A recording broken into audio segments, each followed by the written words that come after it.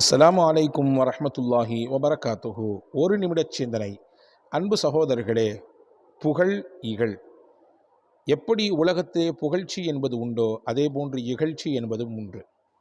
புகழ்ச்சியை மனிதர்கள் விரும்புகிற நாம், நம்மை யாராவது ஒருவர் இகழ்ந்தால் அதை வெறுக்கிறோம்.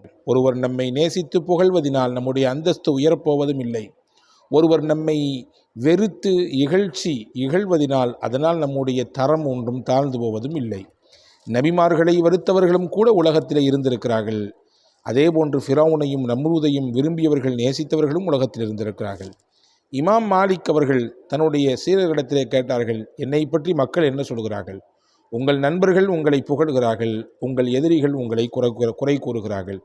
அப்பொழுது இமாம் மாலிக் சொன்னார்கள், மனிதர்கள் அப்படித்தான் இருப்பார்கள், என்றாலும் எல்லா மனிதர்களும் என்னை பற்றி ஒரே விதத்திலே பேசுவதை விட்டு அல்லாஹ்விடத்திலே நான் காவல் தேடுகிறேன் என்றார்கள். புகழ்ச்சியை ஏற்றுக்கொள்வதை போன்று இகழ்ச்சியையும் ஏற்று பழகினால் வாழ்க்கை மனமிக்கதாக இருக்கும். வஸ்ஸலாம்.